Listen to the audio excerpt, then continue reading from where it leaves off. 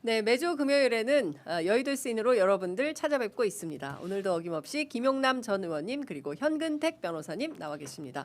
어서 오십시오. 네, 안녕하세요. 네, 안녕하세요. 네. 두 분 오시면 금요일이고 네. 한 주가 지나가는 그런 느낌입니다. 좋은 얘기네요. 현 변호사님은 언제 결정이 됩니까? 후보. 지금 3호까지 지금 뭐 나왔는데 기초단체는 사실은 면접도 안 봤어요. 사실은 아직 멀었다. 아직 멀었어요. 예. 이게 사실은 어찌 보면 좀 그런데 광역은 막 뭐 면접도 보고 막 공천도 예. 하잖아요. 예. 기초는 아무도 관심이 없어요. 그래서 면접도 안 하고 힘들어요. 지금, 예. 그래서 힘들어요. 네. 그렇구나. 이게 좀 길어져서 빨리빨리 아니 결정이 그거보다 되는. 예. 광역단체장은 언론에서 많이 다뤄주잖아요. 그렇죠. 그러니까 예. 누가 나왔는지 예. 누구누구가 경선을 통해서 어느 당의 후보가 누군지도 알게 돼요. 예, 그렇죠. 근데 기초는 언론에서 거의 다루질 않아. 그러니까 발로 뛰어다녀야 돼요. 예. 근데 말이 그렇지 국회의원 선거구 정도면 발로 뛸 수가 있어. 예. 근데 용인만 해도 면적이 서울만 하거든요. 용인 면적이 어. 서울 98%예요. 98%. 진짜? 서울만 거기를 해요. 어떻게 발로 뛰어다녀? 근데 거기가 기초인 거죠? 아침에도 그래서 이제 아침에도 기흥역에서 한 시간 넘게 하다 왔는데 예. 너무 넓어가지고요. 예. 뭐 지하철도 되게 많아요. 야, 그래서- 취재 편의점에 열심히 나와서 네. 얼굴을 알리셔야 되겠네. 그래서 어렵습니다. 광역 선거보다 기초 선거가 힘들어요. 그렇구나. 자, 그거보다 더 힘든 게 있어요. 광고부터 소개를 좀 광고. 하겠습니다. 네, 자 오늘 소개해드릴 광고는 주디메르 기미키트 집중 세트입니다. 기미고민의 핵심은 화장으로도 잘 안 가려지는 진하고 딱딱한 경계선입니다. 그런데 이번에 주디메르가 진행한 기미상궁 체험단의 실제 2주차 후기들을 모아보면 아주 흥미롭습니다. 체험단 분들이 입을 모아서 하시는 말씀이 있는데 그게 뭐냐면요. 스트레스였던 그 진한 기미 테두리가 눈에 띄게 흐려졌다는 겁니다. 기미는 사실 그 경계선만 부드럽게 옅어져도 얼굴 전체가 훨씬 맑아 보이거든요. 자, 3월입니다, 여러분. 3월인데 봄 햇살 아래에 서시면 기미나 잡티가 더 도드라져 보일까 봐 걱정이 되실 텐데요. 실제로 이 제품 써보신 분들은 모임 나갔더니 어머, 안색이 왜 이렇게 좋아진 거야? 이렇게 피부 환해졌다. 이런 소리를 매일 듣는다면서 정말 좋아하신다고 합니다. 이게 가능한 이유 단순히 겉만 관리하는 게 아닙니다. 독자적인 펩타이드 기술과 비타민C, 글루타티온이 피부 근본의 힘을 길러준 덕분입니다. 그래서 주디메르가 3월 봄맞이 특별 혜택으로 기미키트 집중 세트를 준비했습니다. 앰플과 크림 세트를 79,000원이라는 합리적인 가격으로 구성을 했는데요. 불만족 시 100% 환불 보장입니다. 지금 070-7791-7110, 070-7791-7110으로 전화하시거나 검색창에 주디메르를 검색해 보시기 바랍니다. 자, 여러분들께서 요 크림 바르시고 예뻐지시는 3월이 되시기를 추천드리겠습니다. 자, 지금 하나하나 말씀을 좀 들어봐야 될 것 같은데요. 그 김영남 의원님 오셨으니까 지금 주식시장 코스피가 좀 어떤 상황인가요? 롤러코스터 장세죠. 아, 그래요? 그야말로. 오늘 안 올랐어요? 오늘 지금 코스피는 떨어지고 코스닥은 오르고 이러고 있네요. 그러니까 예. 화요일, 수요일은 특히 수요일은 전쟁이 우리나라에서 났나? 이런 생각이 들 정도예요. 왜냐면 코스피가 12% 넘게 떨어졌잖아요. 코스닥은 14% 넘게 떨어졌고. 네. 그러면 코스피만 해도 화수 이틀에 거의 20% 가까이 19% 떨어진 건데 이거는 대한민국이 교전 당사국도 아닌데 이게 말이 되나? 생각이 들었는데 어제는 그래서 크게 반등을 했어요. 근데 오늘은 이게 전쟁은 워낙 불확실성이 심해서 앞으로도 계속 당분간 이렇게 될 것 같아요. 네. 종전이 되기 전까지는. 그래서 결론이 뭐야? 사야 돼요, 말아야 돼요, 아니면 팔아야 돼요? 결론을 얘기해 주셔야지 결론을. 예, 결론은 지금은 가만히 있는 게 답이라고. 홀딩. 저는. 주식을 갖고 계신 갖고 있는 분은 사람은 홀딩. 네. 그냥 갖고 계신 것이고. 네. 어, 보지 말까요? 수요일 오후 정도에는 살만했죠. 수요일에. 12% 넘게 떨어지는데 제가 좀- 진짜 그런 생각이 샀어요? 들었으니까 조금 샀죠. 예. 네. 오. 이게 말이 되나? 우리나라에서 전쟁이 터진 게 아닌데 아닌데. 분명히 예. 근데 너무 많이 떨어졌다. 그래서 어. 수요일 오후 정도는 살만했는데 아닐 때는 글쎄 업종별로 이거는 유망한 업종인데 너무 떨어졌는데 이런 네. 생각이 들면 살만한데 지수를 투자하는 거는 당분간은 안 하는 게 맞는 것 같아요. 그렇군요. 요동칠 거예요. 고수는 고수예요. 왜냐하면 공포에 사라 그랬는데 네. 폭락할 때 사라는 건데 예, 그게 예. 쉽지 않아요. 사실은 그렇죠. 사후적 평가는 수익을 했으면 올랐을 걸 할 수 있지만 그 당시에는 더 네. 떨어질 것 같거든요. 예. 근데 저도 사실은 방송이나 나가서 뭐 격언으로 공포에 사서 탐욕에 팔라 그러고 산이 높으면 골이 깊다 그러는데 네. 반대로 얘기하면 골이 깊으면 산이 높다는 얘기인데 이론은 알아요. 네. 실천하기 어렵거든요. 그렇죠. 근데 고수는 그때 조금 고수다. 샀다는 거 보면 아니, 고수예요. 조금 샀어요. 조금. 예. 그래도 어쨌든 예. 조금이 단위가 다를 것 같은데. 다르죠. 우리랑 단양이 달라요. 동그라미 두 개는 더 붙었어요. 그러니까. 예. 네, 여하튼 주식과 관련해서는 빚내서 하는 건 안 되죠. 그럼요. 네. 이게 요번에 화수 같은 폭락장에서 이른바 비투하거나 레버리지 사용해서 하면 반대 매매 당하는 거예요.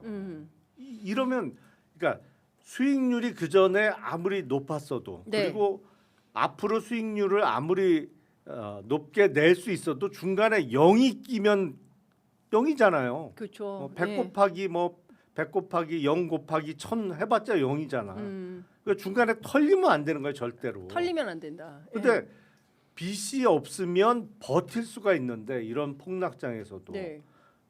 빚 땡겨서 투자했으면 마진콜 들어온단 말이에요. 증권사에서 전화 와요. 네.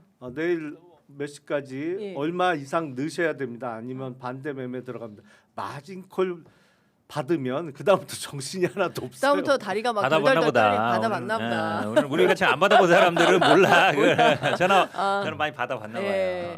야, 근데 얼굴 웃는 그쵸. 표정이 근데 딱 보니까. 주식이라는 게 사실은 이제 대한민국에서 그동안 부동산만 자산 투자에 오로지 한 길이라고 생각했는데 새롭게 주식 시장이 열렸는데 그렇죠. 갑자기 전쟁이 나면서 분위기 좋다가 이게 꺾여가지고 그래도 이제 대통령께서 어제 국무회의를 임시로 열어서 이 주식 투자와 관련해서도 100조 원대 네. 예, 그래서 그 일종의 이제 방어하는 계획을 세우는 것 같은데 그거는 효과가 있겠습니까?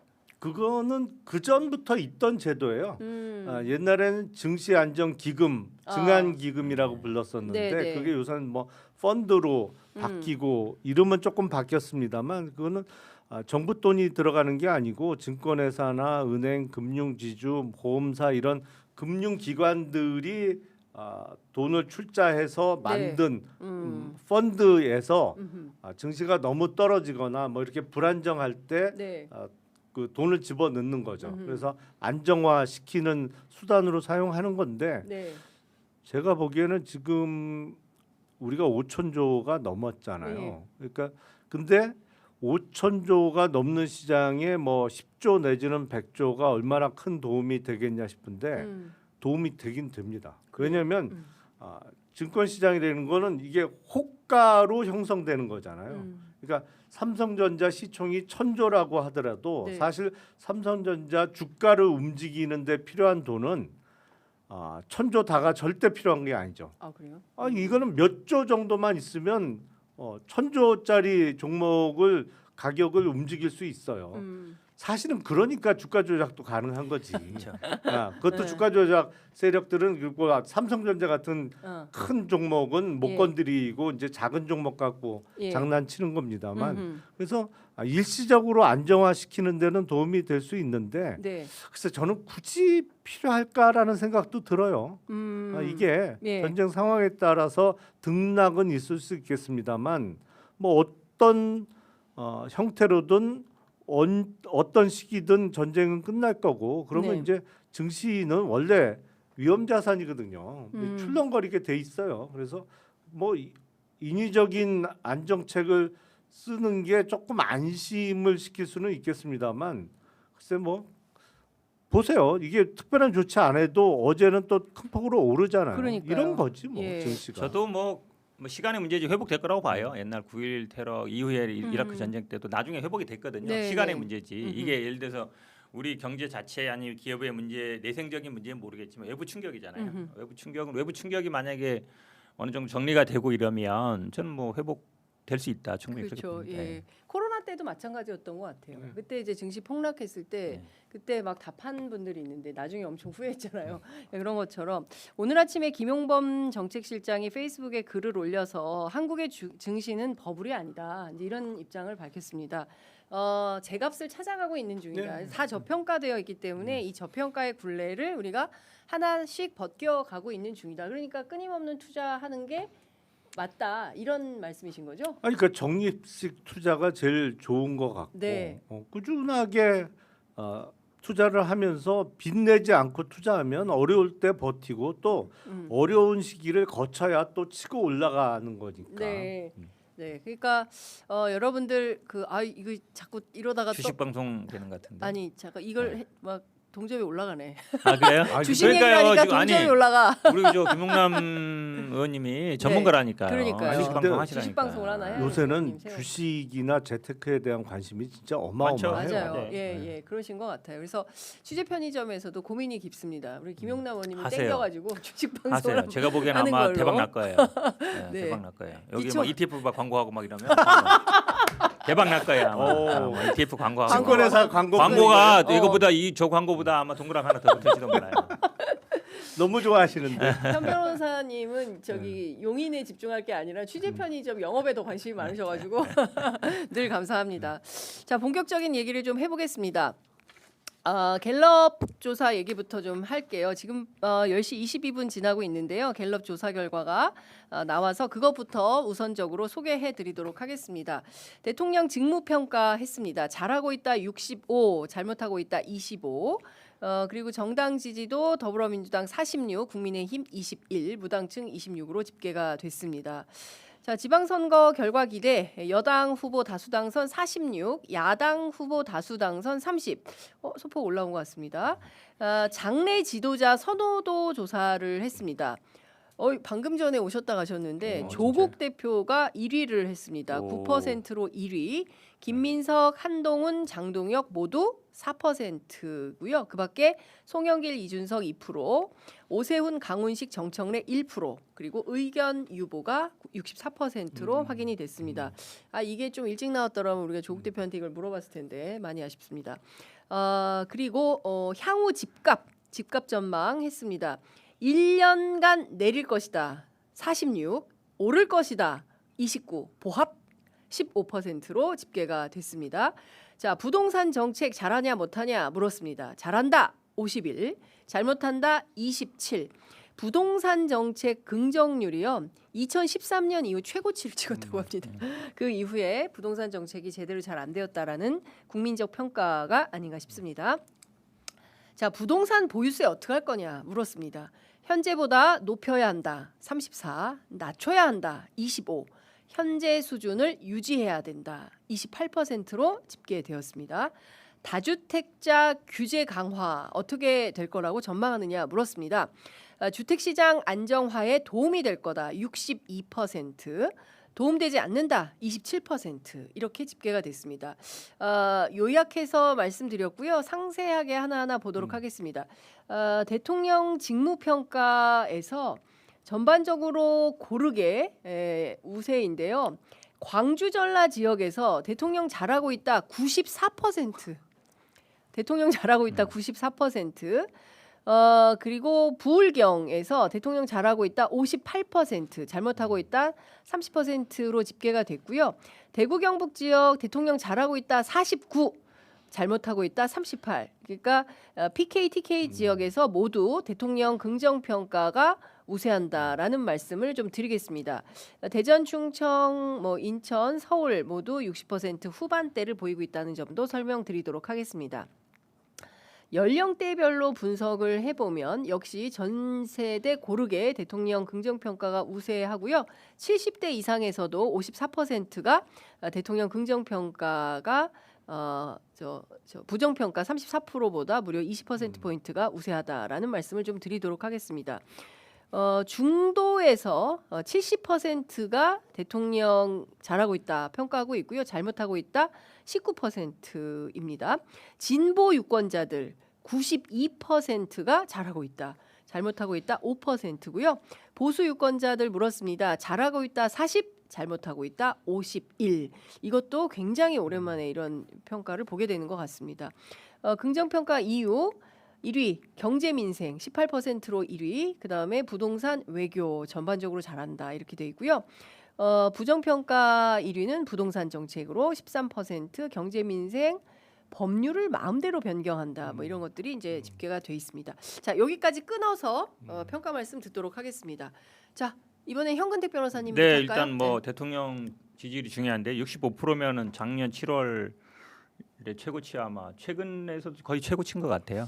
예, 지금 gel럽은 그런 것 같습니다. 그래, 예, 지금 왜냐면 NBS가 67%가 지난주 그렇죠. 목요일에 네, 나왔어요. 갤럽에서는 이번 지금 주는 MBS 조사는 없습니다. 그렇죠. 네. 예. 그다음에 정당 지지율은 사실은 뭐 지금 46대 21이면 아마 그 기조가 유지되는 것 같은데요. 저처럼 이제 선거에 나가는 사람들은 관심 많은 게 여당 후보가 돼야 되느냐, 야당 후보가 돼야 되느냐. 예. 근데 정당 지지율은 46%인데 여당 후보가 돼야 된다는 것도 46%의 동률이에요. 예, 근데 의미라기보다는 좀 다른 게 이제 국민의힘 정당 지지율은 21%인데 지금 야당 후보가 돼야 된다는 게 30%거든요. 네. 그게 좀 이제 차이가 있단 말이에요. 쉽게 얘기하면 그러니까 야당이 뭐 정권 견제론을 당연히 들고 나올 텐데, 그러니까 지금은 사실은 대부분의 지방 뭐 광역이든 기초든 대부분 실제 여당 그러니까 정당 소속 국민의힘 소속이 많아요. 네. 그렇지만 이제 그렇게 보는 건 아니거든요. 지금 여야의 구도로 보이는 거라서 그 부분이 조금 눈에 띄고 차기 주자로는 송영길 대표가 들어왔어요. 네. 처음으로 들어온 것 같아요. 2%로. 그게 조금 의미가 있는 것 같아요. 근데 조국 대표가 아무래도 최근 언론의 이슈를 많이 이게 사실은 이게 긍정이든 부정이든 언론의 관심을 많이 받는 게 좋은 건데 조국 대표가 최근에 보궐 나갈지 모든 언론에서 지금 다 관심을 갖고 네. 있으니까 아마 그 좀 혜택을 보는 게 아닌가 이렇게 보입니다. 어떻게 보세요, 김용남 의원님? 아니 뭐 큰 변동사항은 없어 보여요. 네. 근데 이제 90일에서 마이너스 들어가기 시작했잖아요. 지방선거가. 네. 근데 89일입니다 오늘. 예. 이런 추세라면 2018년 지방선거 내지는 그보다 더 뛰어넘는 민주당의 지방선거 승리를 예측할 수 있는 수준인데 저는 이럴 때 몸조심해야 된다고 생각해요. 그렇죠. 예, 이럴 때 약간 오버하는 듯이 비춰진다든지 아니면 국민들께서 보시기에 특히 중도층이 보기에 너무 일방 독주하는 거 아니야? 내지는 힘이 너무 세지는 거 아니야? 라는 부산이 그럴 때 확 달라져요. 예, 특히 이제 PK나 이런 데가 그런 조짐이 보이는 순간에 확 돌아서죠. 예. 선거 결과는 여론조사 추세와는 달리 나올 수 예. 있거든요. 그래서 이럴 때 조심해야 된다. 이럴 때 조금 자제할 줄 알아야 된다라고 생각을 합니다. 네. 저 누구지? 저 박지원 대표가 늘 하시는 말씀이잖아요. 선거와 골프는 고개 들면 망한다. 예. 망한다. 그래서 항상 겸손하게 해야 된다. 이런 말씀하시는데 여하튼 이번 갤럽 조사 뭐 전쟁도 나고 뭐 이렇게 했지만 그래도 국정 그 평가에 대해서는 여전히 우세하다. 전주보다 또 올랐습니다. 1% 포인트. 그래서 상승 곡선을 계속 타고 있다. 그런데 진짜 좀 디테일이 살아 있으니까 국민들이 효능감을 느끼는 것 같아요. 저는 기름값을 바로 얘기를 하시잖아요. 출근길에 많은 분들이 빡치셨을 텐데 예. 엄청 올랐죠. 우리 너무 동네도 말죠. 250원이 올랐더라고요. 네. 그러니까 이게 동네마다 이거 사람들이 오늘 아침에 라디오 듣는데 천안에서 청주 출장 가시는데 세상에 기름값이 2,100원이 됐더라. 리터당 2,100원요? 2,000원 넘는 데가 많은 거예요. 그래서 저희 동네는 아직 1,800 얼마인데 리터당 2,100원 이렇게 뭐 고속도로 달리시다가 봤겠죠. 그래서 2,100원. 저도 봤어요. 2,000원. 이게 리터당 2,000원 넘는 주유소들이 있는데 여의도 국회 앞에 여기 있잖아요. 여기. 대표적으로 여기는 노상 2,000원 2,000 넘죠. 원이야. 예. 가장 비싼 주유소 중에 그러니까요. 하나죠. 예. 그리고 뭐 강남이나 아니면 서울 시내 네. 시청 쪽에 한복판에 있는 몇 안 되는 주유소들이 이제 네. 그리고 예. 한남동 앞에 그 요새 왜 가장 비싼 아파트 라는 옛날 당국대 자리. 두 단지가 이렇게 길 하나 사이에 사이로. 있는 그 앞에 있는 주유소가 어마어마하게 비싸더라고요. 근데 그런 데 빼고는 리터당 2,000원 넘는 주유소가 거의 없었는데 이제는 뭐 지방에도 그런 데가 생기는 모양인데 네. 이게 주유소의 정유 회사 물론 이제 중간에 유통회사가 끼어 있습니다만 이른바 공급가가 그렇게 많이 올랐을 리는 없거든요. 네. 며칠 사이에. 근데 서로 지금 네. 우리 내탁 공방 하고 있지 않습니까? 주유소는 정유사, 정유사는 주유소 이렇게 서로 우리가 그런 거 아니 아니거든. 이거는 우리가 다 알잖아요. 이게 네. 무슨 뉴스가 나오면 금방 오르는데 나중에 뭐 떨어질 때는 아주 천천히 그러니까. 떨어져요. 어제 그러니까 대통령 그 말씀도 하셨잖아요. 그러니까 오를 때는 아니 세상에 기름값이 아침 다르고 점심 다르고 저녁 다르고 이거 그러니까 어떡합니까? 사실은 그러니까 지금은 이거는 아마 왜냐면 비축을 해놓잖아요. 금방 네, 뭐 그러니까. 공부하는 게 아니니까 예. 그 가격을 뭐 그날 계약하는 게 아니기 때문에 네. 제가 보기에는 아마 오르게 아마 개인적으로 뭐 주유소라든지 아니면 정유소들이 좀 더 높게 받겠다 이런 생각이 있는 것 같아요. 네. 왜냐하면 항상 겪잖아요. 오를 때는 이만큼 뭐 몇백 원씩 오르다가 떨어질 때는 몇십 원씩 아주 몇 달 동안 떨어져요. 그러니까. 그 비정상이잖아요. 예. 저는 그거는 좀 손볼 필요가 있는 것 같아요. 그러니까 이거 이제 공정위에서 담합 등 뭐 이제 가짜 석유도 그렇게 많다면서요. 그러니까 대통령께서 어제 국무회의에서 아니 가짜 석유 팔면 그거는 그냥 뭐 영업 정지 한두 달이 그렇죠. 아니라 이거는 못 하게 해야 되는 거 아니냐 이제 이런 말씀하셨는데 저 하여간 정치 효능감이 있기 때문에 실시간으로 모든 게 다 정부가 이렇게 회의하고 있구나. 그러면 이게 이렇게 정책이 되겠구나. 국회에선 이런 입법을 하네. 그러니까 투명성이 엄청 담보되는 국정 운영이 되니까 국민들 입장에서는 진짜 안심하고 살필 수 있을 것 같아요. 이재명 대통령의 최고 무기는 이겁니다. 휴대폰이에요? 이거. 휴대폰이에요. 어. 모든 정보, 모든 내용, 뭐 네. 댓글 내용 이걸로 다 하기 때문에 뭐 텔레그램 다 하기 예, 때문에 예. 이 핸드폰 하나가 굉장히 큰 아. 무기예요. 그 핸드폰 뭐 있는지 보고 싶네요. 네, 여하튼 그 상황이 우리한테 굉장히 큰 도움이 된다라는 말씀을 좀 드리고요. 중동 상황 좀 여쭤보도록 할게요. 그 워낙 우리하고 뭐 이제 거기는 늘 그렇게 분쟁이 많고 네. 그래서 거기 맨날 전쟁하고 이런 나라라고 생각을 했는데 저희가 이제 이번 주에 중동 전문가들을 모셔서 여러분들께 쭉 설명을 해드렸지만 우리가 잘 모르는 남의 나라에 대해서 함부로 얘기하면 안 되겠다라는 생각이 좀 들기도 하고 그리고 이 중요한 것은 우리 입장에서는 좀 러시아 우크라이나도 이거 뭐 금방 끝난다 그랬는데 4년 넘게 4년 넘었죠 지금. 이어지고 있는데 또 이라크 전쟁도 보면 금방 끝난다 그랬는데 8년을 했어요. 근데 이 전쟁도 금방 끝난다 그러는데 과연 그렇게 될까? 뭐 물밑 협상을 이란 측에서 트럼프 측에 제안을 했다고 하는데 또 뭐 사실이 아니다라기도 하고 어떻게 보십니까? 이 전쟁이 얼마나 갈 거라고 보세요? 근데 일단 벌어지는 양상이 네. 미국이 이른바 전쟁을 어떻게 시작해서 어떻게 끝낼지를 마스터 플랜을 갖고 있는 상태에서 시작한 건가라는 의문이 들어요. 그러니까요. 예. 출구 전략도 없이 그냥 그러니까 근데 그 가능성도 꽤 높아 보이는 게 이게 이제 루비오 미국 국무장관이 얼떨결에 그런 것 그러니까요. 같은데 실토를 했잖아요. 네, 이게 맞아요. 미국이 동의 안 해도 이스라엘이 먼저 치겠다고 해서 할 수 없이 우리가 들어간 거다. 들어간 거다. 그러니까 이스라엘한테 목덜미를 잡혀서 끌려 들어간. 그러니까. 그러면서 전쟁이 시작된 거를 실토를 했단 말이에요. 예. 나중에 말을 좀 바꿨습니다만 네. 논란이 크게 커지니까. 일어나니까. 근데 그게 진실 같아요. 그게 팩트 같다. 네. 예. 그래서- 결국 네타냐후의 그 국내 정치적 목적 그렇죠. 때문에 예. 트럼프가 동원이 된 거다. 예. 네타냐후 총리는 사실은 총리직 물러나면 감옥 갈 가능성이 그렇죠. 매우 높은 네. 사람이잖아요. 그러니까 본인이 계속 집권을 하기 위한 수단으로 전쟁을 일으키는데 미국을 물고 들어간 가능성이 높아 보이고 이게 출구 전략을 미처 생각 못하고 시작한 전쟁이라면 네. 이게 어떻게 전개될지 알 수가 없는 거예요. 아무도 그리고, 예측 불허다. 네, 그리고 뭐 쿠르드족의 힘을 빌려서 지금 지상전을 한다는 솔직히 건데.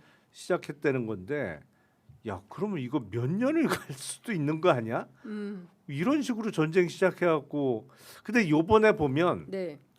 미국의 진짜 실력이 드러날 수 있을 것 같아요. 음, 근데 의외로 그렇게 강하지 않을 수도 있을 것 같아요. 미국의 힘이. 예. 예. 그러니까 공중전이야 압도적이지. 예. 근데 공중전을 언제까지 할 거예요? 그리고 지금 당장 얘기 나오는 게 이란의 2만 불짜리 드론을 파괴하기 위해서 한 발에 400만 불짜리 패트리어트 미사일을 무지하게 쐈다는 거잖아요. 그렇죠. 이 가성비가 나오냐? 2만 불짜리 드론 맞추기 위해서 400만 불짜리. 근데 미국이 아무리 힘세고 부자 나라입니다만 이게 한계가 있잖아요. 네. 패트리어트 미사일 한 발에 400만 불짜리를 언제까지 쓸 수 있겠어요. 그래서 이게 자칫 잘못하면 전쟁 양상이 이상하게 흘러가면 이런 게 세계 경제에 큰 부담이 될 수밖에 없거든요. 그리고 이미 미국 국채 금리나 우리나라도 마찬가지입니다만 이 금리가 꽤 올랐어요. 최근에 떨어지는 추세였는데 전쟁 발발하고 나서 금리가 많이 튀었어요. 지금 네. 이제 미국 10년물짜리 국채가 4% 이하로 떨어졌다가 지금 4.1%를 훌쩍 넘어갔거든. 네. 이런 게 불확실성을 훨씬 가중시키는 거예요. 그래서 지금은 다시 주식 얘기로 돌아가면 지금은 과감한 배팅을 할 시기는 아닌 거라고 홀딩이다. 전 생각해요. 예, 과감한 배팅할 때는 저는 아니다. 전쟁이 미국이 오히려 의외로 빨리 발을 뺄 수 있다고 봐요. 이라크는 뭐 계속 할 수 있죠. 왜냐하면 아시다시피 지금 미국 내 여론이 안 좋습니다. 전쟁에 이라크, 대한. 이란? 이란. 이스라엘. 예, 이스라엘은 계속 예, 할죠. 예. 죄송해요. 아침에 예, 이제 좀 예. 하다가 와가지고 예. 좀 머리가. 어. 왜냐하면 미국 내 일단 여론이 안 좋아요. 네. 반대 여론이 굉장히 높습니다. 지상군 아직 투입도 안 했는데 예전에는 개전 초기에 이러지 않았거든요. 개전 초기에는 여론이 되게 좋아요. 그 다음에 일단 지상군 투입할 일 없을 것 같고 미국 입장에서는 자유로워요. 언제든지 뺄 수 있어요. 그러니까 폭격만 안 하면 되는 거거든요. 그럼 나머지는 이스라엘이 하는 건데 이란 입장에서도 사실은 최고 지도자나 뭐 최고 군 수뇌부들이 다 제거됐거든요. 네. 거기도 지금 새로 뭐 만들어야 돼요. 새로 지도자를 세워야 돼. 그러니까 서로 어찌 보면 끝낼 수 있는 명분은 있어요. 서로. 그러니까 지금 언론에 의하면 뭐 서로 만나 뭐 타협했다, 저 협상이 들어왔다 안 들어왔다 그러는데 그 얘기 자체가 그 얘기를 그 미국이 꺼내는 거 보면 미국도 오래 할 생각은 없는 것 같아요. 그러니까 이스라엘은 뭐 계속 하겠죠. 왜냐하면 본인들이 핵심 미사일 기지라든지 핵 기지라든지 군사 기지를 이참에 다 네. 파괴하고 싶을 텐데 그건 뭐 이스라엘의 몫이고 미국은 제가 보기에 어느 정도 본인들의 목적 결국 수뇌부 제거. 네. 그 다음에 이제 새로운 지도부 생기면 자기가 원하는 지도부라는 지금 아들은 안 된다는 거잖아요. 아들은 노했지만 다른 네. 사람이 나오면 그 사람하고 협상하겠다는 거니까 제가 보기엔 트럼프는 그렇게 전쟁 오래 할 생각 없을 그렇군요. 거예요. 이 사람이 실리적인 사람이라서 그 말씀처럼 음. 이거 2천만 원, 3천만 원짜리 드론 가지고 45, 50억짜리 쏠 리가 없단 말이죠. 네. 아이고 돈 아까워. 쏠 때마다 그 생각할 거 아니에요. 그렇죠. 그분은 트럼프- 사업가니까. 그렇죠. 트럼프 예. 입장에서 특히 이제 마가에선 전쟁을 싫어하잖아. 돈 드는 전쟁 왜 하냐. 부시도 그렇게 욕을 많이 했었던 거 아니에요 당시에. 근데 왜 이렇게 갑자기 이 전쟁을 통해서 트럼프가 얻게 되는 국내 정치적 이득은 뭐냐. 이제 이런. 그러니까 이 전쟁의 목적이 뭔 거냐. 트럼프는 왜 이 전쟁에 개입을 한 거냐. 결국 네타냐후한테 끌려갔다면 바보 같은 거 아니냐라는 비판이 있고 우리 입장에서는 이제 그 어제 동아일보 단독 보도로 나온 건데요. 이제 그 주한미군 무기들 있지 않습니까? 특히 이제 탄약과 관련해서 중동으로 차출하는 것을 협의했다라는 보도가 나왔고 이제 청와대 입장을 물었을 때 노코멘트 이제 이렇게 나온 거예요. 그러니까 사실상 주한미군에 배치돼 있는 패트리어트 미사일을 포함해서 탄약들까지도 중동으로 가는 건가? 예. 상당 물량은 가겠죠. 네. 지금 모자라잖아요. 패트리어트 미사일만 해도 그렇죠. 모자라서 지금 이제 오산 미군 기지로 기지. 옮겼다라는 보도가 있던데 그 얘기는 뭐냐면 거기서 군 수송기에 싣고 간다는 얘기거든. 네. 그래서 다른 지역에 있던 패트리어트 포대를 오산 기지로 일단 옮겨놓은 것 같은데 네. 이번 전쟁 양상이 만약에 그 미국이 조기에 현 변호사님 말씀대로 조기에 발을 뺀다. 네. 그러면 이 전쟁 왜 했냐라는 얘기가 미국에서 나올 거예요. 네. 하메네이 한 명 제거하려고 지금 한 그러면 거냐? 끝날 거라고 생각했다는 그러니까 거잖아요. 그것도 그렇고 이번에 이제 주한미군에 있는 일부 병력을 물자를 이제 그쪽으로 중동 쪽으로 옮기게 되면 네. 그걸 보면 제가 보기엔 중국의 시진핑 주석이 아주 주의 깊게 바라보고 있을 겁니다. 예. 이게 만약 대만 쪽에서 유사시에 미군이 어떻게 행동할지를 바로 알 수 있거든요. 네. 그렇잖아요. 이건 이제 이란에서 벌어진 상황인데 네. 만약에 대만 쪽에서 뭐 비슷한 상황이 벌어진다. 그러면 주한 미군 뭐 뿐만 아니라 일본 쪽에 있는 주일미군. 네. 주일 미군이 어떻게 움직일지가 미리 다 예측이 된단 말이죠. 예. 그러니까 중국이 잘 지켜보겠죠. 그래서 이게 일종의 반면 교사 효과. 아니 어떤 식으로 전개하는 게 가장 허를 찌르거나 중국 입장에서 중국 입장에서 예, 예. 미군이 이렇게 하면 여기가 또 비네 뭐 아. 이런 걸 알 수가 있잖아요. 예. 그래서 사실은 그 시나리오가 우리한테 무서운 게 대만에서 유사시의 행동이 이루어지면 네. 주한미군의 상당한 전력 공백이 생길 가능성이 있고 그렇게 되면 시진핑과 김정은 사이에 뭐 사전에 어떤 계획을 짤 수 있다라는 네.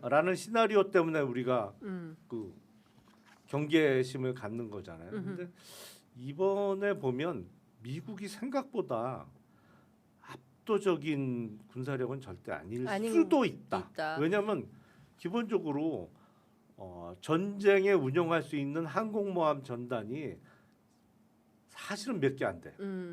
항공모함이 11척이 있다고 하는데 네. 실제로 동원해가지고 동원 가능한 건 쓸 수 있는 것들 5척밖에 없다는 거잖아요. 네, 그렇죠.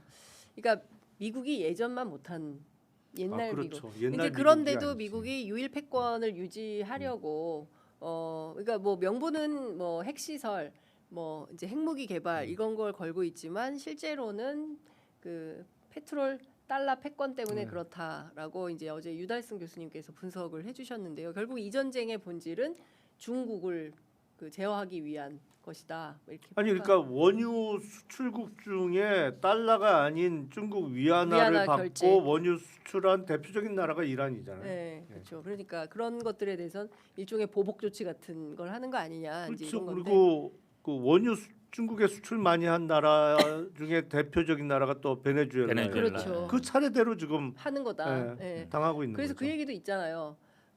북한은 절대 치지 않을 것이다. 왜? 아이고, 수입을 안 하니까요. 석유가 원유를. 없으니까. 근데 이 말은 저도 저 말에 동의하는 게 네. 사실은 미국이 예전만 못하다는 건 맞는 것 같아요. 왜냐면 음. 예전에 미국이 논란이 됐던 게 두 개의 전쟁을 동시에 수행할 수 있느냐. 한마디로 얘기하면 중동과 한반도 동북아에서 전쟁이 벌어졌을 때 동시에 수행할 수 있느냐에 대해서 많은 분들이 예전에는 가능하다 그랬다가 네. 어느새부턴가는 불가능하다, 쉽지 않다라는 네. 얘기들 많이 했거든요. 음. 그러면 사실 우리 입장에서는 이게 뭐 지금 뭐 전작권 문제는 아직 얘기는 안 나오고 있지만 언제든지 대비해야 되는 거예요. 중동이든 대만이든 미군은 지금은 어쨌든 고정적인 기지 배치가 아니라 네. 기동군으로 하고 있단 말이에요. 한반도든 대만이든 해외 네. 중동이든 어디든 갈 수 있다라는 걸 전제로 하기 때문에 네. 그 우리가 뭐 미국 보고 뭐 붙잡아서 아이고 남아주세요 한다고 남아줘요? 그렇지 않거든요. 네. 필요하면 가야 되는 거죠. 그러니까 제가 보기에는 이런 게 어찌 보면 우리 현실이에요. 그러니까 뭐 자주국방이든 아니면은 뭐 지금 전작권이든 네. 문제도 고민해야 돼요. 우리가. 근데 참 이 와중에 이제 미국이 북한하고는 대화를 하자고 조건 없이 대화하자라고 손을 뻗고 있는데 김정은 위원장이 과연 그렇게 할지 그리고 4월에 방중이 가능할까요? 이제 전쟁이 벌어졌는데 과연 이 와중에 트럼프가 방문을 저는 할까? 할 거라고 봅니다. 시진핑 트럼프는 만남. 굉장히 실용적인 사람이에요. 네. 이분은 전쟁은 전쟁대로 하고 하고 중국에서는 당신들하고 전쟁하는 거 외교는 아니야. 또- 라는 외교는 또 태고 중국 가는 김에 예. 옆에 있는 북한도 만나면 만나면 좋지. 좋지. 지난번도 앞에 왔을 때도 만나고 그렇죠. 싶어 했잖아요. 예, 예. 이분은 제가 보기에 예전처럼 막 이렇게 대결 국면이 아니라 뒤로는 전쟁하고 사실 이란하고도 계속 협상하는 중에 네. 치고 협상 그렇죠. 앞에서 협상하다가 뒤로 치고 이런 스타일이거든요. 예. 그러니까 그렇죠. 중국하고도 정부에서 이겼다는 거죠. 협상은 네. 협상대로 하고 또 뭐 뒤로 뭐 중국 차단 끊는 건 끊고 이러면서 이분은 기본적으로 사업가잖아요. 네. 사업가라서 굉장히 앞면 뒷면 다르고 그다음에 말하는 것도 100% 우리가 신뢰할 수 없어서 저는 갈 거라고 봐요. 그렇군요. 제가 보기엔 트럼프 대통령은 올 11월에 있는 중간 선거를 위해서는 뭐라도 해야 되는 상황이에요. 이대로 가면 망한다. 미국 폭망이 공화당은 폭망. 참패요. 공화당은 참패다. 무조건 참패예요. 음. 워낙 트럼프 대통령이 지금 미국 내에 인기가 네. 없기 때문에 지금 플로리다하고 텍사스에서도 최근에 졌어요. 그렇죠. 졌죠. 예. 아니 거기서 지면 끝이지. 말 다 한 거야. 그러니까 우리식으로 따지면 국민의힘이 TK에서 진 거예요 선거를. 텍사스는 그렇죠. 텍사스, 텍사스는. 플로리다도 예, 그렇고. 그렇죠.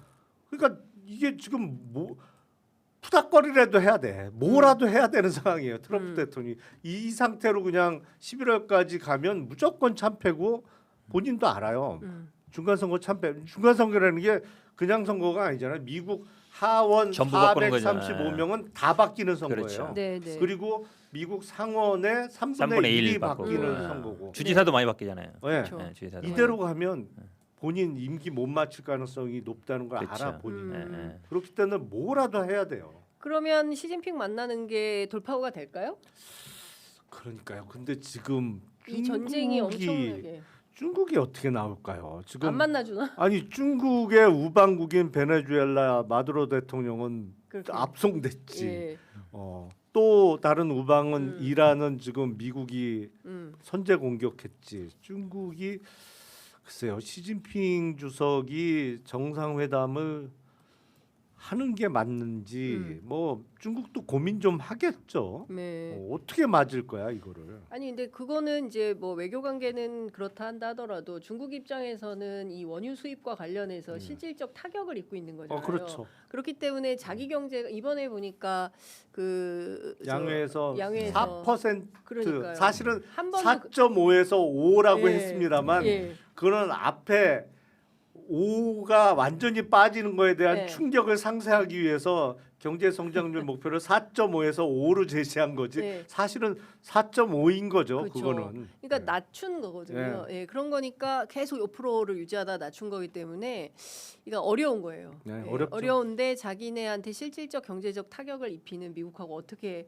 할지 그것도 참 귀추가 주목된다. 시진핑도 만날까요? 왜냐면 아시다시피 음, 미국의 목표는 공급망을 다 끊는 거잖아요. 지금 반도체도 어느 정도 고 퀄리티는 못하게 하고 있죠. 네. 그러니까 물론 자체적으로 뭐 로봇이라든지 아니면 근데 로봇도 예전만 못한 것 같고 자율주행이나 이런 거는 뭐 어쨌든 좀 되는 것 같지만 네. 그러니까 중국도 돌파구가 필요해요. 음. 반도체든 석유든 어쨌든 전체 공급망에서 완전히 분리되면 존재하기 어렵거든요. 네, 근데 여기에서 이제 그 전에는 이제 유럽이나 이런 쪽에서 중국과 좀 이제 거래도 하고 무역도 했었는데 네, 전쟁 상황이 되면 음흠. 이게 딱 갈려요. 네. 갈리기 때문에 사실은 어떻게 못해요. 음. 지금 나토도 처음에는 좀 그런 거 같지만 지금 어쨌든 미국 쪽으로 갈 수밖에 없거든요. 네. 그러면 중국 입장에서도 완전히 고립되는 건 원하지 않을 거예요. 그렇군요.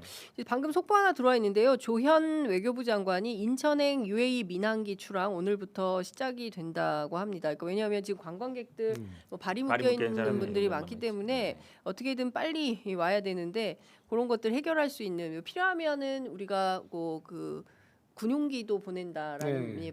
방침이기 때문에 이런저런 어려움이 없도록 조치한다라는 정부의 입장이 나와 있습니다.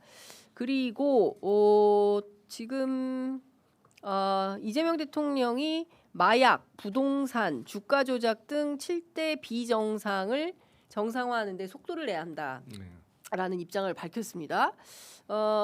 얼마 전에 필리핀 순방에서 마약왕 네. 돌려보내라라는 걸 이제 필리핀 대통령한테 직접 요구를 하기도 했는데요. 그러니까 비정상의 정상화에 대한 의지가 상당히 뭐 부동산 정책을 비롯해서 이제 큰 것 같은데 이런 입장에 대해서는 어떻게 보세요, 김영남 의원님? 아니 효과적으로 범죄를 퇴치하는 거야 중요한 일이죠. 근데 대통령의 어떤 지시가 내려오면 그걸 실제로 수행할 기관이 있어야 되는 거잖아요. 네. 그러니까 마약 수사는 사실은 뭐 경찰도 하고 검찰도 했습니다만 검찰 그 강력부에서 오랜 기간 전문성을 갖고 했었는데 이제는 인지 수사를 벌써 안 해요. 안 한 지 네. 꽤 됐어요. 지금 없거든요. 그러면 그 수사 기능을 이전 받아서 더 잘할 수 있는 그 기관 내지는 인원 충원이 돼야겠죠. 그런 게 이제 실무적으로 앞으로 후속 작업이 계속 이루어져야 될 것이고 부동산 관련해서는 이제 부동산 감독원을 새로 만든다는 거잖아요. 그래서 뭐 거기서 계좌 추적권을 인정하냐 마냐 뭐 이런 논란도 있긴 한데 글쎄요. 근데 그거를 뭐 어떤 식으로 할 수 있을까?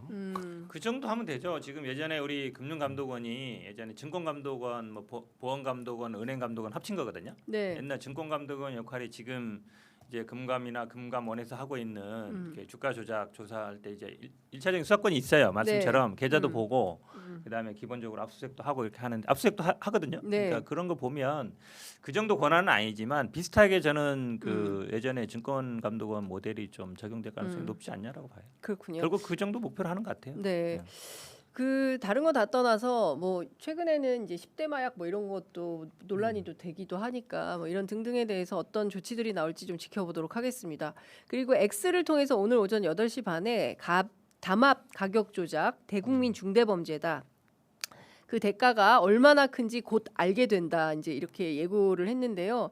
불법 자행하면서 국민 경제 질서를 어지럽히는 악덕 기업들에게 콩 심은 데 콩나고 팥 심은 데 팥난다는 평범한 진리를 깨우치게 하겠다라는 입장을 밝혔습니다. 합법적인 수단을 총동원해서 경제 영역에서도 비정상의 정상화를 반드시 이뤄낼 것이다라는 입장을 밝혔습니다.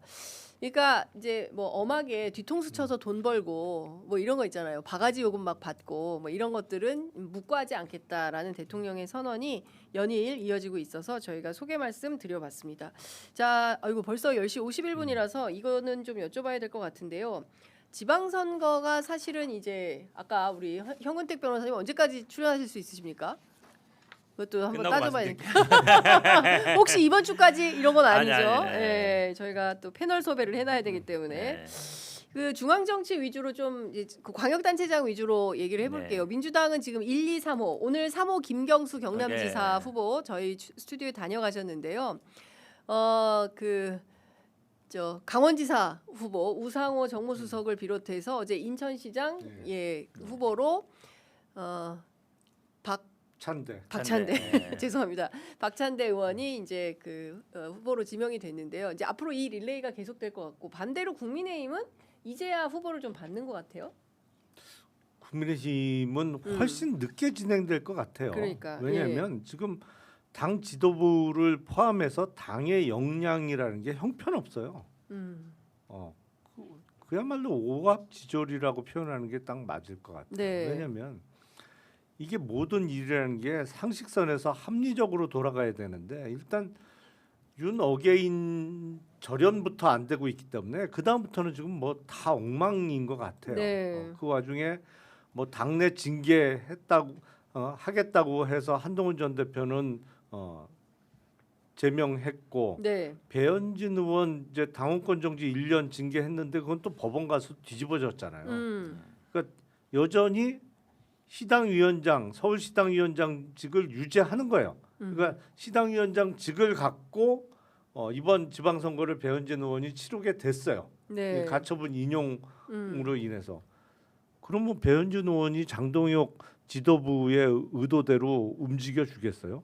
그렇죠. 절대 아니지. 지금 저기 내일 토요일 날 네. 한동훈 대표 손잡고 부산 간다는 거거든요. 그러니까 그러면 또 이제는 뭐 해당 행위다. 내친 걸음이야. 아니, 저는 그냥 막 약간 가는 그거 의견이 있어요. 왜냐하면 네. 이제 국민의힘 반응을 보니까 음. 징계가 집행정지된 것이지 네. 서울시당 직무 복귀된 건 아니다라는 입장이에요. 그 말이 뭐냐면 사실 어찌 보면 재판을 두 개 한 번 했어야 되는데 네. 이 징계 취소만 한 거거든요. 예. 그러니까 서울시당 효력이 정지된 효력. 거지. 그러니까 그 그러니까 징계 효력은 정지된 게 맞는데 음. 서울시당 그렇다고 해서 서울시당 위원장 복귀한 게 복귀가 아니- 자동 되는 건 아니라는 아니다. 거예요. 그런 입장이에요. 근데 그러니까 지금 복귀시켜줄 또 생각이 그런 없는 것도 있어요. 거죠. 장동혁 그 소위 당권파에서는 네. 배현진 의원에 대한 징계 사유가 앞으로 3개 더 있대요. 그래서 계속 징계하겠다. 요거 끝나면 단거 이게 계속한다. 그래서 계속 할 징계가 거예요. 풀릴 수가 네. 없는데 좀 그건 그렇지 않나요? 이상하죠. 원래 맞아요. 그러니까 네. 우리 상식적으로 보면 당연히 징계 때문에 서울시당 위원장도 중지된 거니까 네. 이거 해야 되는데 예. 그 지금 당 대표가 판사 출신이고 이러다 보니까 법리적으로 따지는 거예요. 징계만 집행정지됐지 이거 서울시당 이건 안 한 거야. 아닌 거야. 이거는 재판 대상이 아니었거든요. 그러니까 이거는 그냥 제가 보기에는 인정 안 해줄 거예요. 서울시당 위원장. 저는 안 해줄 것 같아요. 그러면 진짜 엉망되는 거죠. 그러니까 그러면 진짜 막 그러니까 기본적으로 예. 상식적으로 그렇죠. 행동을 상식이 해야 없는 되는데 거죠. 예. 예. 말이 되냐고 그게 예. 징계가 효력이 없대는데 효력이 예. 일단 정지된 거죠, 정지됐는데 정지. 네. 예. 서울시당 복귀는 안 되고. 안 돼? 그런 법이 그렇게 어딨어? 아니, 그렇게 가는 분위기 같은데 지금 그렇게 가는 분위기 아니에요. 어제 그 지도부 얘기 보니까 서울시당 위원장 자동 복귀는 아니에요. 뭐 이런 식으로 얘기하는 것 같더라고요. 예. 그렇게 갈 것 같아요. 인정 안 해줄 것 같아요. 그러면은 근데- 이제 배현진 의원은 내가 서울시당 위원장이라서 막 회의하고 막 공천하는데 네. 이쪽에서는 지도부에서는 당신 아니야 우리가 자격 거야 막 이렇게 그럼 돼서 막두 군데에서 아니죠. 일어나고- 그러면 이제 공천장이 무효가 되는 공천장은 거야? 네. 최고위에서 하니까 아. 근데 이제 양쪽에서 만약에 회의를 하면 예. 이거 또 재판 가야죠. 누가 또 유리한- 재판해요. 예. 아니 근데 다 떠나서 배현진 의원은 지금 국민의힘 소속이잖아요. 네. 예. 한동훈 대표는 전직 대표이긴 하나 지금 무소속이잖아요. 그렇죠. 그러면 무소속의 선거 캠페인을 돕는다면 이거는 선거 캠페인은 아니니까 괜찮은 건가요? 그렇죠. 그 선거 캠페인을 사실상 놓으면 그거는 해당 행위로 또 징계 사유가 될 수 있죠. 근데 예. 한동훈 전 대표가 지금 출마를 공식화한 적은 없으니까 예. 그리고 부산에 출마하겠다고 지금 가는 것도 아니잖아요. 근데 어디 출마할지 본인도 모르는데 뭐. 아니 근데 어디가 됐든 영남 지역의 당선을 목표로 뛴다. 그렇죠. 이렇게 그건 얘기는 맞는 거죠. 했습니다. 그건 예, 맞죠. 예. 그럼 우리 거짓말하기 싫다. 예. 솔직히 얘기한다. 근데 이제 이런 진짜 건데. 엉망이에요, 엉망. 엉망이에요. 어. 예, 그렇죠. 국힘 상황은 지금 엉망이야.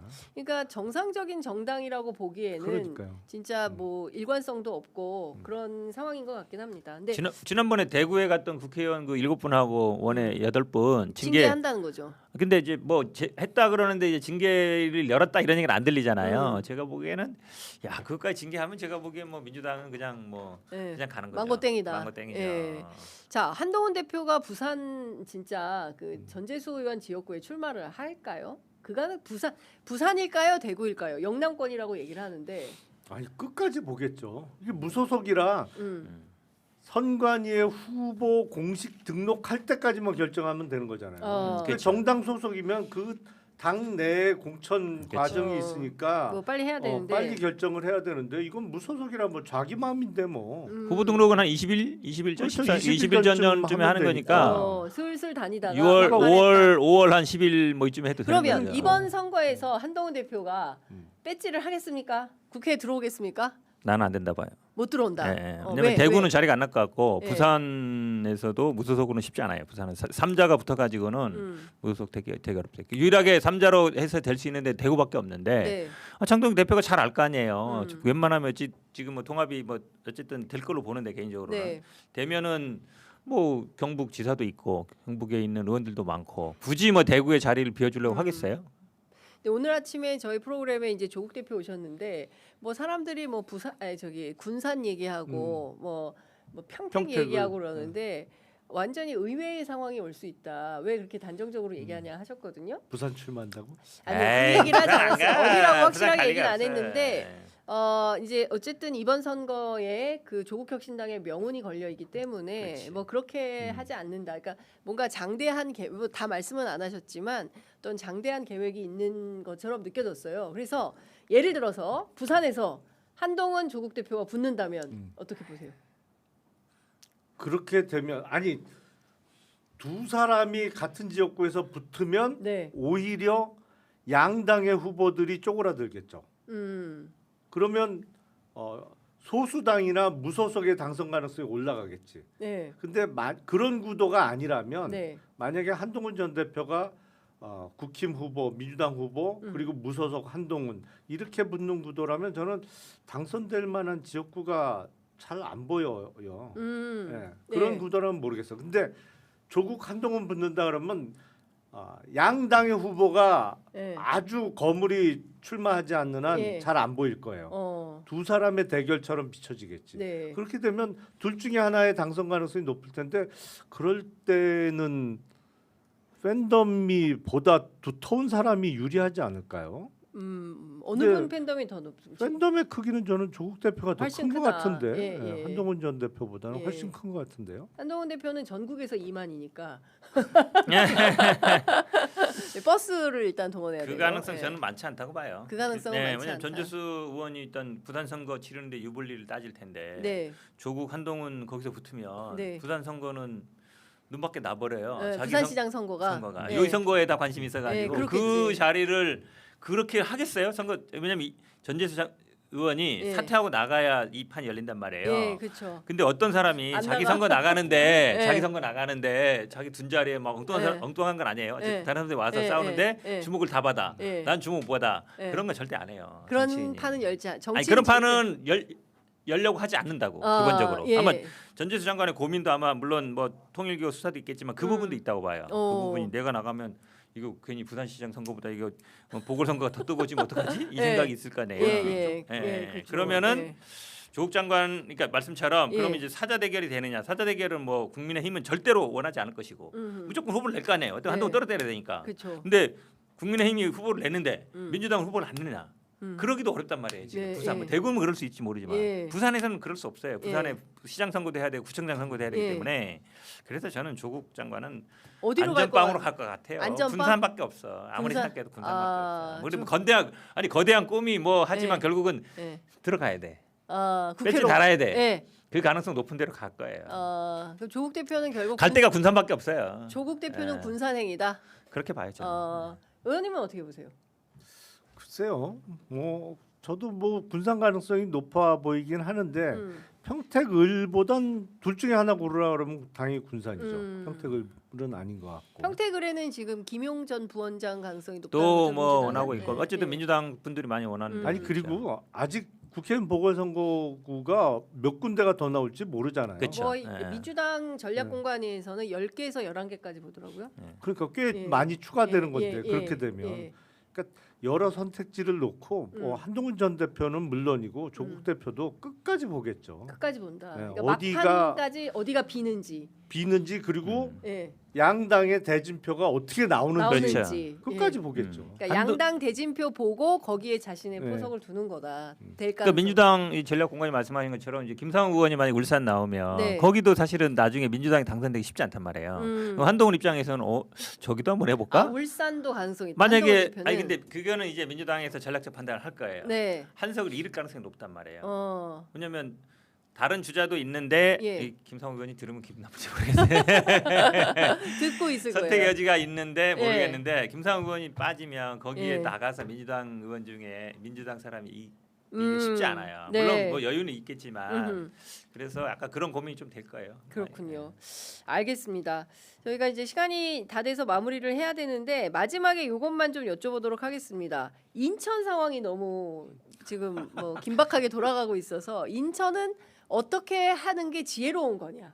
어떻게 결정하는 아니 어느 게 정도 좋겠다. 결론은 나와 있는 것 같아요. 결론 저는 나와 있습니까? 저는 잘 모르지만 어쨌든 예. 우상호 빨리 해준 건 넓으니까 빨리 가서 뛰라는 거고 음. 김경수도 지금 머니까 거기 경남도 크거든요. 빨리 가서 뛰어라 이런 거잖아요. 예. 박찬대 왜 빨리 결정해 줬겠어요. 예. 연수가 빨리 비워줘라. 아. 그래서 두 개를 동시에 결정하자는 거 아니에요. 예. 두 개 동시에 결정하면 잡음이 없잖아요. 예. 그럼 송영길 대표는 어디로 갑니까? 아니 근데 김남준 전 대변인은 선택 의지가 별로 없잖아요. 네. 정치 초년생이고. 초년생이고 사실은 어디 뭐 갈 데가 없는데 네. 송영길 대표는 인천시장도 했고 오선에 뭐 당 대표였고 사실은 송영길 대표는 저는 개인적으로는 송영길 대표 진심으로 말씀드리면 더 이상 인천에 머물지 말라고 얘기하고 싶어요. 어디 큰 부산- 정치를 하려면 예. 큰 정치를 하려면 이분도 당권이나 대권을 원하는 분 아니에요. 그럼 어디로 가요? 아니 대- 그러니까 대구? 저는 개인적으로는 만약에 선택할 수 있으면 뭐 인천에 꼭 개항에 고집할 필요는 없이다고 보고 더 큰 정치를 하시려면 왜냐면 지난번에도 서울에 왔을 때 다 사람들이 그랬단 말이에요. 네. 인천 분이 왜 서울에? 인천 사람 왜 서울 오냐? 인천 사람. 그러니까 송영길 대표는 인천이라는 그 틀이 너무 강해요. 물론 당 대표는 됐지만 네. 앞으로 이제 당 대표 뭐 국회의원 한 번 더 하는 게 목표는 아니잖아요. 당권 도전할 거 아니에요. 그러면은 더 큰 데로 나와야 되거든요. 네. 그래서 지금은 제가 보기에 송영길 대표가 그냥 지금 워딩도 그래요. 뭐 후배랑 경쟁하는 게 부담스럽다. 네. 당대표 당의 결정에 따르겠다는 얘기는 저는 좋은 시그널로 봐요. 그래서 저는 송영 대표가 그냥 저 연수 가시고 저 김남준은 그냥 개항 가는 게 저 합리적이라고 봐요. 아니면 더 하시면 현근택의 송영 제안. 대표는 인천에 머물지 마시고 네. 더 큰 데로 나가시라. 더 큰 바다로 가시라. 알겠습니다. 아니 뭐 서울 쪽에 어디 보궐이 생긴다고 하면 모르겠는데 지금 아직까지는 그런 뭐 없어요. 기미는 없잖아요. 그런데 그 만약에 현 변호사님 얘기대로 계양을에 김남준 전 대변인이 가고 연수갑에 송영길 전 대표가 가는 식으로 결정이 된다면 민주당 지도부는 가장 그 우선시해야 될 일이 당원들의 마음을 어떻게 좀 달래거나 설득할 거냐. 네. 왜냐면 당원들은 송영길 전 대표가 그렇게 희생하고 양보했는데 그게 이렇게 해? 라는 당원들을 어떻게 설득할 거냐. 네. 그걸 고민해야 된다고 생각해요. 저는. 그렇군요. 당원들 설득이 아니라 그러니까 송영길 대표의 입장이 중요한데 저는 이제 아까도 얘기했지만 당의 결정에 따른다. 후배랑 경쟁이 부담스럽다. 그러니까 사실은 그게 보면 약간 저는 뉘앙스가 그런 게 있잖아요. 이건 사실은 아니 송영길 대표한테 누가 가서 얘기할 사람이 없어요. 지금 뭐 정청래 대표든 뭐 이재명 대표든 당 대표고 오선이고 누구도 송영길 대표한테 뭐라고 할 사람이 없어요. 저도 만약에 이 얘기했다가 뭐 나중에 못 같은데 근데 어쨌든 송 대표님이 스스로 어느 정도 딱 이제 결단을 해주시는 모습이 우리 당에도 좋고 예. 후배들한테도 좋고 아 역시 또 박수 역시 예. 이렇게 할 수 예. 있는 거거든요. 그래서 저는 그러니까 아마 속상하시면 전화를 안 받으시더라고. 아니 그렇죠. 누구도 송 대표님한테 말할 사람 없어요. 네. 저처럼 아무것도 모르는 사람이니까 이런 얘기하는 거죠. 아니 근데 좀 그런 것 같아요. 이제 본인도 말씀하셨듯이 그 후배 젊은 후배하고 다투는 모습으로 비춰지는 게 제가 부담스럽다. 일단 국회로 돌아오겠다라는 입장이기 때문에 일단 국회로 다시 돌아와서 거기서부터 원래 뭐 외교부 장관도 뭐 문재인 정부 때 원하셨던 걸로 그렇죠. 알고 있고 예. 전해져 있고 그리고 뭐 총리 얘기도 나오고 뭐 여러 가지 역할들이 있기 때문에 굳이 이제 일단 국회는 베이스 국회를 베이스로 해서 국회에 일단 들어가면 되죠. 예, 다종다기한 여러 가지 판단들을 하시는 걸로 보입니다. 여하튼 상황이 어떻게 될지는 저희가 좀 지켜보면서 또 추가 보도하도록 하겠습니다. 벌써 11시 7분이어서 네. 오늘 방송은 여기서 마무리하겠습니다. 두 분 말씀 잘 들었습니다. 고맙습니다. 네, 고맙습니다.